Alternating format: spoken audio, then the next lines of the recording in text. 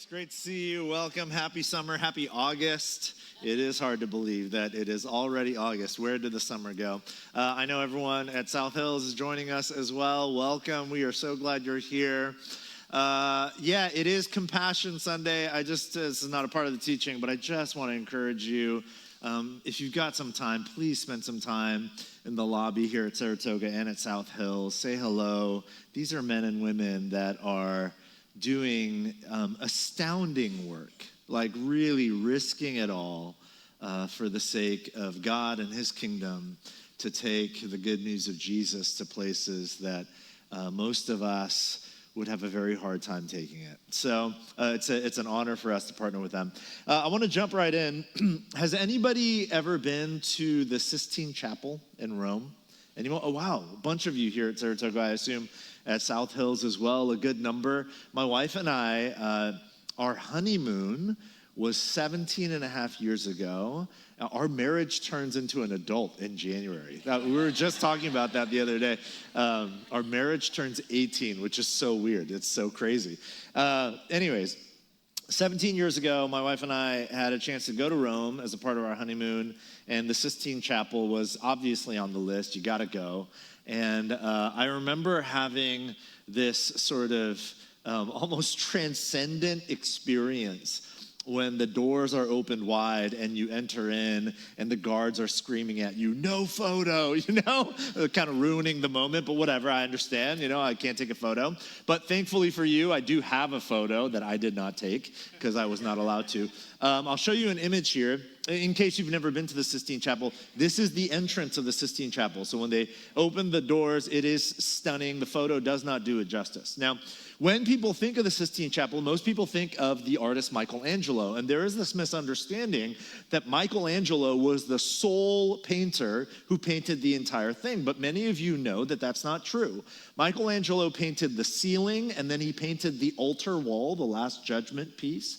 But actually, the side walls, the north wall and the south wall, the frescoes there, were painted many decades before Michelangelo. And they were painted by a variety of artists at the time.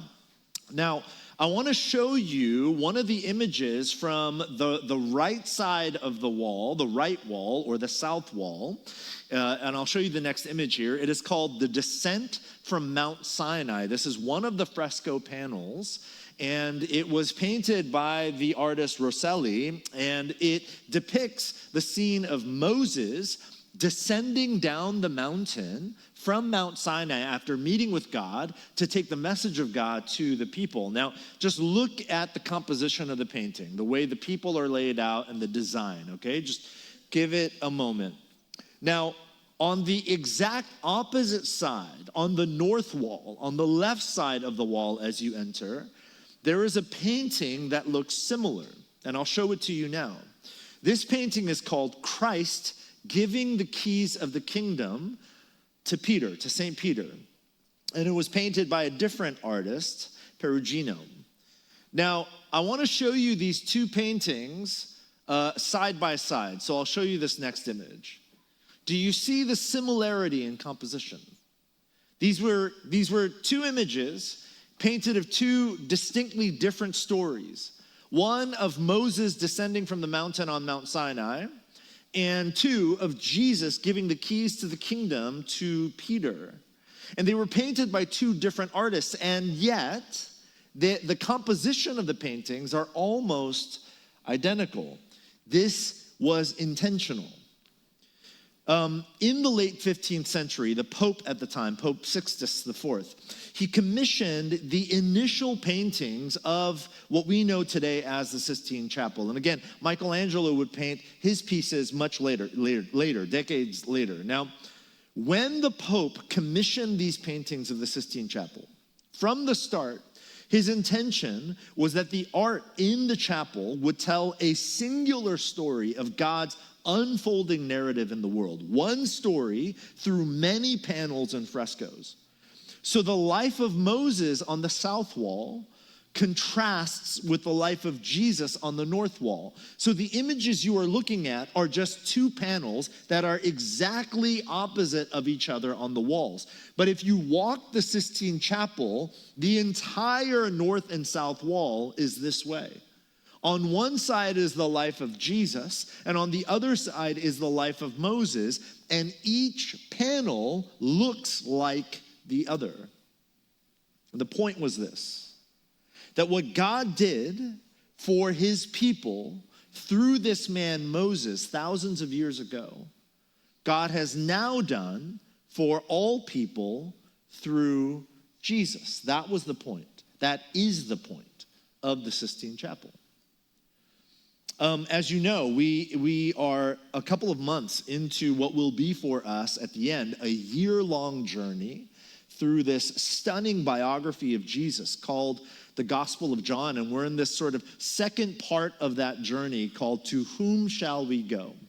And in today's text in the Gospel of John, we are going to see this beautiful narrative connection between the life of Moses and the life of Jesus. We're going to see it unfold that speaks in a way to the longing and the ache that so many of us today experience. A longing and an ache for deliverance, for presence, and for provision. So if you're here today and for whatever reason, whatever circumstance, you're seeking deliverance, rescue, or you feel alone and lost and forgotten and you are seeking loving presence, or you have a great need in your life and you are seeking provision, the story we are going to discover today speaks to that longing, to that ache. Now, almost 1,500 years before the life of Jesus, God calls this man Moses, and he calls Moses to go and lead his people out of slavery in Egypt and into freedom. And most of you know the story. If you don't, I'll just try to quickly summarize it for you. But basically, God, through this man Moses, he leads the masses across the Red Sea. God parts the waters of the Red Sea. And then eventually Moses climbs up a mountain to meet with God. And then as the people journey through the wilderness where nothing grows, they're hungry, and God provides bread for them in the desert. So again, through Moses, God leads a great crowd of people safely across the sea. He meets Moses atop a mountain, and he provides bread for the hunger of the people in the wilderness. And for generations, the people of God told and retold this story to one another, leading to the moment of Jesus. A story of the sea, the mountain, and the bread.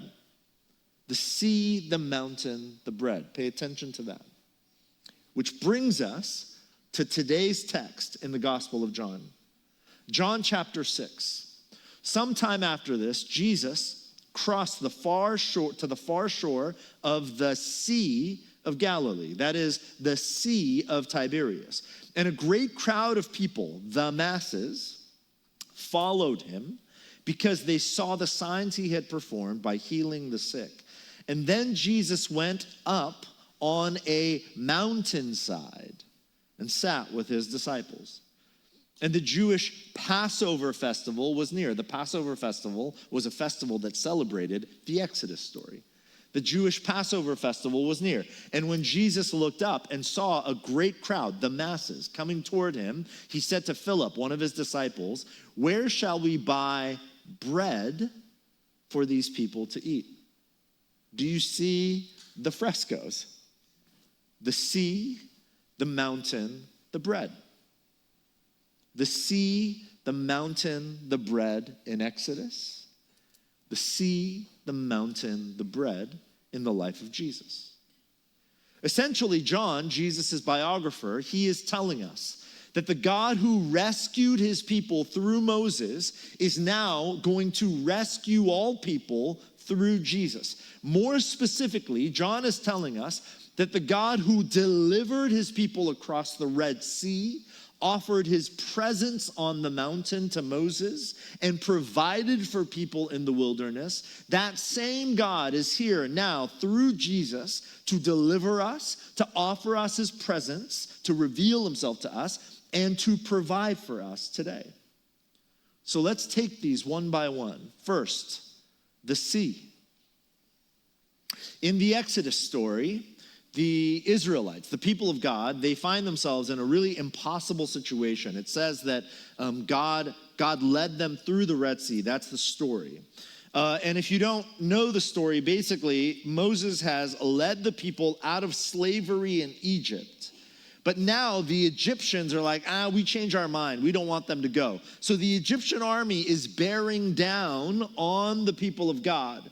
And the people of God are now on the run, but there's a problem because before them is an ocean, the Red Sea, an uncrossable sea. And then this happens, Exodus chapter 13. Moses answered the people, "Do not be afraid. Stand firm, and you will see the deliverance the Lord will bring you today." Then Moses stretched out his hand over the sea, and all that night the Lord drove the sea back with a strong east wind and turned it into dry land. The waters were divided, and the Israelites went through the sea on dry ground with a wall of water on their right and on their left. This is what God did for his people. Let me ask you a question. Do you find yourself in an impossible, seemingly insurmountable situation today? Can you relate to the feeling of being between a rock and a hard place, or an army and the ocean? Do you find yourself today with a diagnosis that you didn't see coming, or a relationship that's fallen apart and you don't know how to fix? Maybe it's a financial burden you don't think you can carry much longer. Maybe it's a loved one who is suffering in ways that you can do nothing about. Maybe it's an addiction that you can't seem to break free from. In the Exodus story, God makes a way through the water. But I want you to pay attention to the way Jesus does this in his own life, in the Gospel of John. Because in the Gospel of John, the text we are in today, Jesus doesn't make a way through the water. Jesus makes his way to us on the water. John 6. When evening came, Jesus' disciples went down to the lake where they had got into a boat and set off across the lake for Capernaum. By now it was dark, and Jesus had not yet joined them. A strong wind, interesting, because there was also a strong wind in the Exodus story. A strong wind was blowing, but this time the waters didn't part. The waters grew rough. And when they had rowed about 3 or 4 miles, they saw Jesus approaching the boat, walking on the water. Listen, God can part this impossible sea before you. And the fact is, what Jesus reveals to us is that he rules and reigns over literal physical storms, which means that he rules and reigns over the storms in your life. So the invitation, if you are faced with an impossible sea, is to hold on and to trust, to know that he sees you even when you don't see him, which is what leads us to the mountain. Some of us find ourselves at the mountain. We are seeking God's presence. Is he here? Will he reveal himself to me? Am I still seen? Am I still known? Or has he forgotten about me? In the Exodus story, as the Israelites were wandering in the wilderness, they found themselves asking this exact question. Like, we know God led us out of slavery in Egypt. We watched him part the Red Sea so that we can cross on dry land. But man, it sure is taking a long time for us to get to this land he has promised us. If you know the Exodus story, you know that the journey out of slavery into freedom in the promised land, how long did it take the people? 40 years. Not 40 hours, not 40 days, 40 years. I mean, just think about that. When's the last time you waited 40 hours even for something? When's the last time you were happy to wait 40 minutes for something? I just got back from New York City. I was with my family out there. We go about once a year because my wife has some family out there. And there is on 32nd Street in Manhattan, there is what I would consider the best Korean restaurant in the world. And I've eaten in Korea, like in Korean restaurants in Korea. There's a restaurant called Chodonggol in New York City on 32nd. And the first time I went there several years ago is when I realized there really is a God. Because I was like, there must be a God. If this is possible, anything is possible. Anyways, that first time we went, my family waited like an hour. And the whole hour I was wondering, like, is this going to be worth it? Is this going to be worth it? And now, because I know it's worth it, they open at 12, and I usually go by myself around 11:15 and get in line and then have my family come like right at 12. It's my strategy. That one's for free if you want to ever use that at a New York City restaurant. And I did it again this time, and it was worth it, And there's these moments, like you would not wait 45 minutes for hardly anything, right? There are very few things, but if you know on the other side, there is glory in a bowl of soup or whatever it might be, you're willing to wait. But it's hard to wait when you're not sure. And that's what it feels like when we're standing at the foot of the mountain, like wondering if God is there, if the resolution to whatever feels uncertain, will it actually be worth it? It's hard to wait. So this is what God does in the Exodus story. He knows that his people are wondering, is God still with us? How much longer are we going to have to wait? This is what happens. Exodus 24. The Lord said to Moses, come up to me on the mountain. Come up to me on the mountain. I'm going to show you that I'm still with you. Maybe that's you today. Maybe you're here today and you're desperate, not for a solution to the problem even. Maybe you're just desperate for presence. You're desperate for assurance. Maybe you're here today and you are desperate for assurance that you are not alone, that you've not been abandoned, that you've not been forgotten. You are desperate for assurance that God still sees you and is with you and is for you. It's interesting when you read the Exodus story, throughout the Exodus story, God over and over and over again reveals himself to Moses during times of uncertainty. Another example is Exodus 33. Moses said to God, God, if you are pleased with me, teach me your ways so I may know you and continue to find favor with you. Remember that this nation, these people, they are your people. And then what does God say? My presence will go with you and I will give you rest.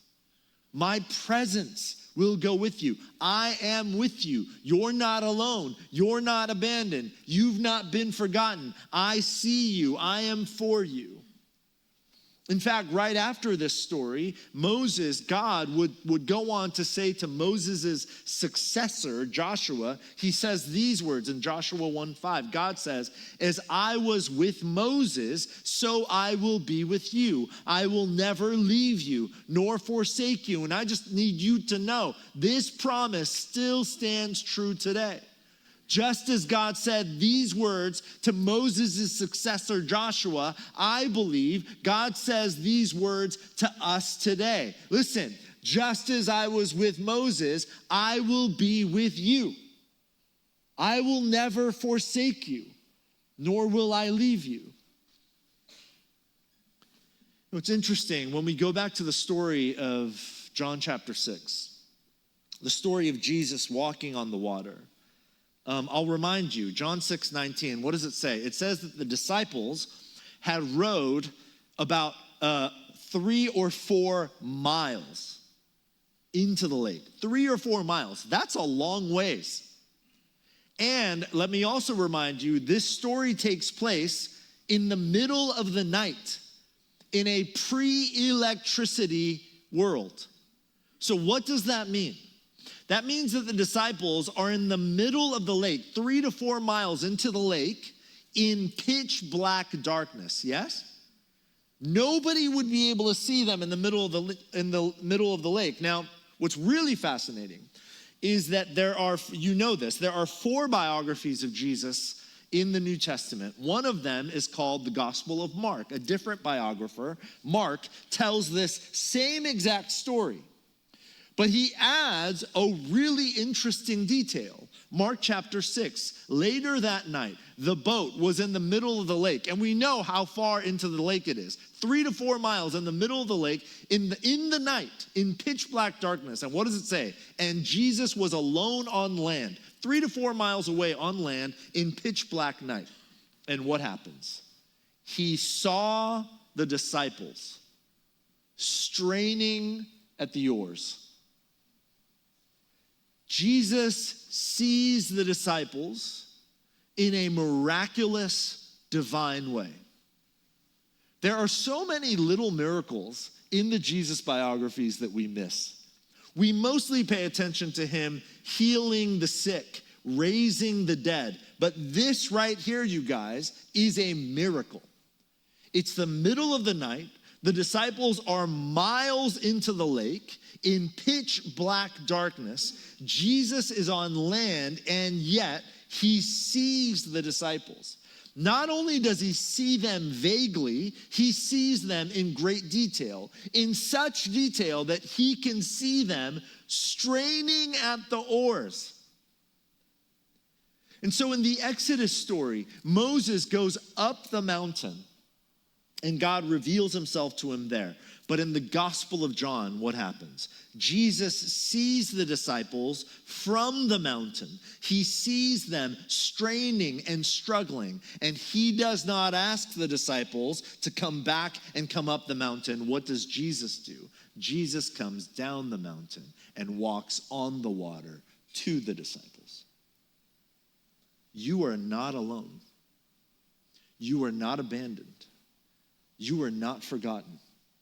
I know that you are gripping the oar of whatever situation you are trying to navigate right now. And you are probably wondering, does anyone see me straining and struggling? And even when you can't see him, Jesus sees you. And he's coming to you. He's closer than you think. He can walk on water to get to you, to provide for you. Which leads us, finally, to the bread. In the Exodus story, the Israelites have no food because they're wandering the desert and nothing grows in the desert, right? And so they're hungry, understandably so. And then this is what happens, Exodus chapter 16. Thin flakes like frost on the ground appeared on the desert floor. And when the Israelites saw it, they said to each other, "What is it?" In Hebrew, the original language of the text, that phrase, "what is it?" is the single Hebrew word, manna. Some of you have heard this word before, that God rained manna down from heaven. Some of us are like, oh yeah, manna bread, that's what I need. You know what the word manna means? It literally means, what is it? What is it? What is it bread? Dude, have you had some what is it bread? So good. For they did not know what it was. And Moses said to them, "It is the bread the Lord has given you to eat." It is the bread the Lord has given you to eat. You know, it's interesting that the first response of God's people in the wilderness when they saw God's provision was, what is it? Honestly, for me, most of the time, what I would like God to do is to provide for me my sort of preconceived, predetermined vision for the exact solution or resolution I want to this exact problem, right? Isn't that mostly what we want? I've got this problem. The desired outcome, in my mind, is this. So God, just make this happen. And yet in the wilderness, when the people were hungry, and God said, I see you, I got you. I'm going to provide for you. And when God provides, the initial response was, huh? What is this? And yet, that gift, the bread that God provided, gave them life. It kept them alive. You know, does your life today feel like an arduous journey across a barren wasteland where nothing grows? Maybe you're like really trying, but your marriage feels stuck. Maybe you're successful at work, but you feel so empty on the inside. Or maybe you're struggling at work, or you're struggling to find work, and it all feels so hopeless. Maybe you feel like you're doing all the right things, but nothing ever seems to change. Our God is a God who provides, not in the exact ways that we're looking for oftentimes, but provides in the ways that we need, provides in ways that will keep us alive. I just want to remind you that Jesus does his best work in the midst of this sort of lack. You go back to John chapter 6, it says that when Jesus looked up and saw a great crowd coming toward him, he said to Philip, where shall we buy bread for these people to eat? And Jesus asked this only to test him, for he already had in mind what he was going to do. And Philip answered him, it would take more than a half a year's wages to buy enough bread for each one to have even just a single bite. And another of his disciples, Andrew, Simon Peter's brother, spoke up. Here is a boy with 5 small barley loaves and 2 small fish, but how far will they go among so many? And Jesus said, have the people sit down. And there was plenty of grass in that place, and they sat down. About 5,000 men were there, so many more if you include the women and children. And Jesus then took the loaves, gave thanks, and distributed to those who were seated as much as they wanted. And he did the same with the fish. Jesus sees your need. He can take your scarcity and provide exactly what you need when you need. The manna, the what is it in the wilderness was daily bread. Remember, it was daily bread. Jesus teaches us in what we call the Lord's Prayer. He teaches us to pray exactly that. Daily bread, which is an invitation to what? Daily trust.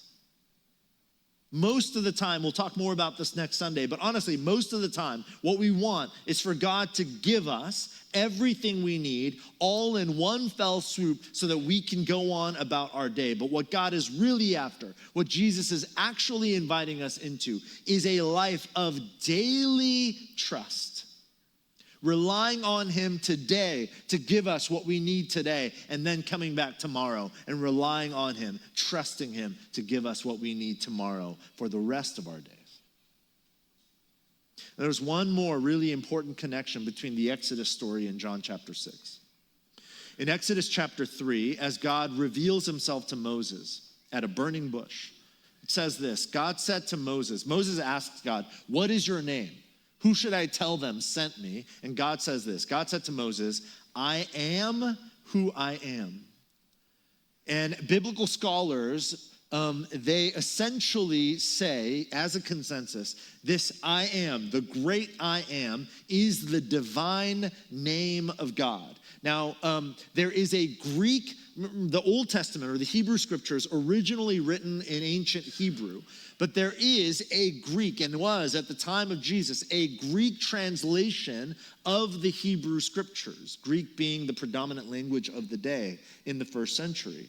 And in the Greek translation of the Hebrew scriptures, this divine name of God is translated ego eimi, which is a Greek phrase that literally means I am. Ego eimi. Ego eimi. I am.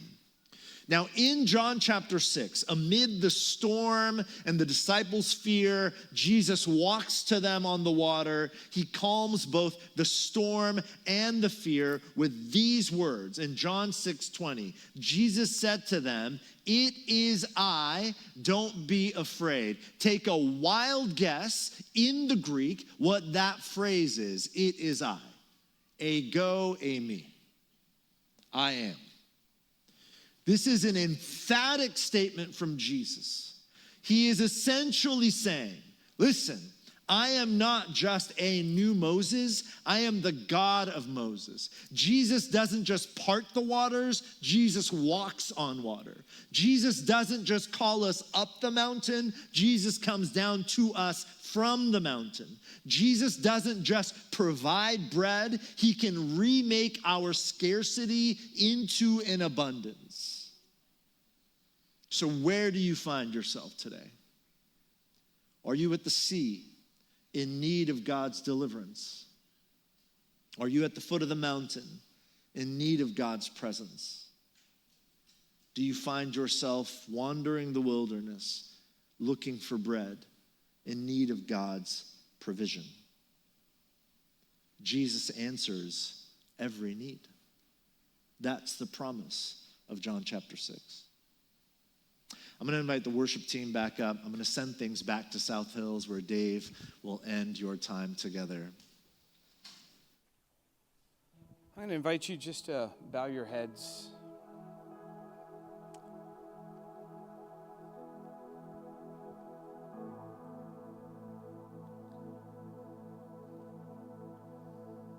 Just in the quietness of this place. I want to go through each of those, the sea, the mountain, and the bread.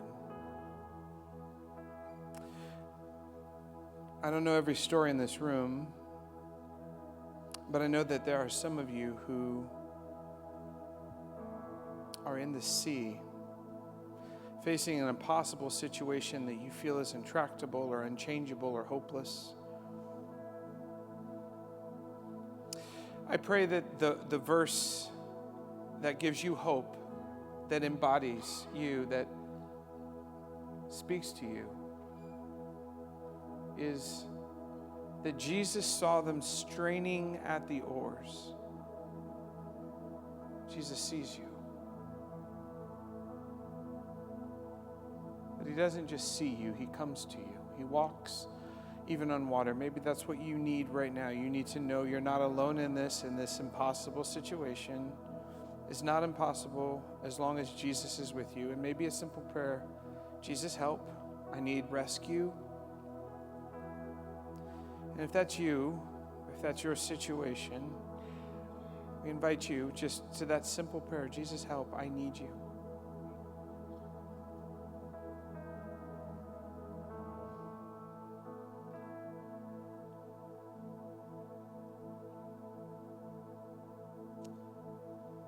For others, it might be a mountain. It might be a question of whether or not God is actually with you. And even more than a solution, you feel like this deep desolation. You wonder if you've been abandoned. You feel spiritually dry. You wonder if God is close.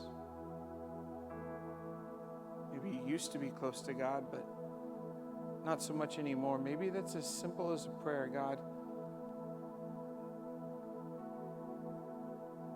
I need your presence. And maybe the verse that encourages your heart, that gives you hope, is that Jesus did not remain on the mountain, but walked down to his disciples. God does not make us go on arduous treks to find him. He comes and finds us. So maybe a simple prayer: God, come to me.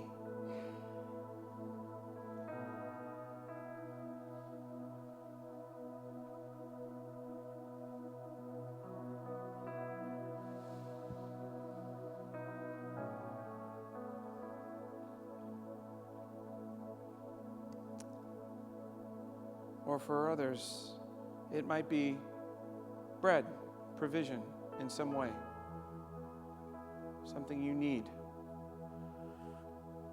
It could be a job, or it could be provision in some other way. It could be for you, or it could be for someone you love very, very much and you feel helpless. You need something from God, and it's not a bad thing. It's a thing you need. I pray that the verse that might encourage your heart is, give us this day our daily bread, the verse that Jesus asked us to pray.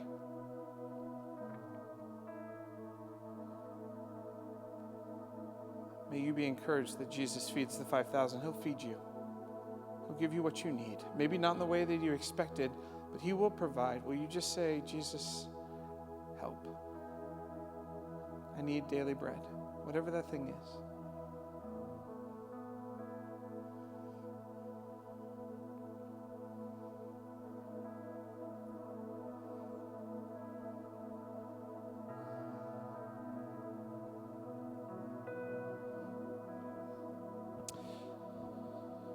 I'm going to close with this prayer. I'm going to pray it over you.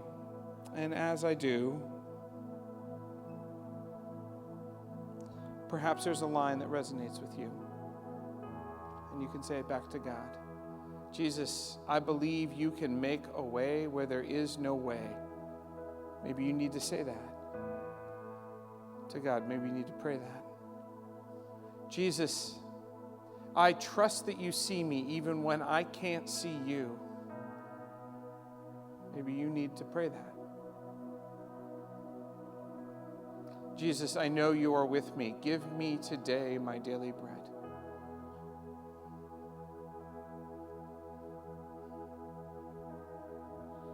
Amen. Amen. Will you stand with me? We're going to sing a final song, a song that speaks of how glorious and big God is. And yes, he's big. And yes, he is glorious. But the thing that makes worship of God astonishing and even resonant emotionally is that he's so good. We do not have a God that is far away. We have a God who leaves the mountain and comes to us. We do not have a God who leaves us alone with our need, but provides for our needs. Even if it's not the way we thought, he's not a God who leaves us alone. And we do not have a God that leaves us alone in impossible situations. He parts Red Seas and stills storms. This is the kind of God that we have. So as we sing this final song, let us worship the God who's not just powerful, but is so good and deserving of our worship.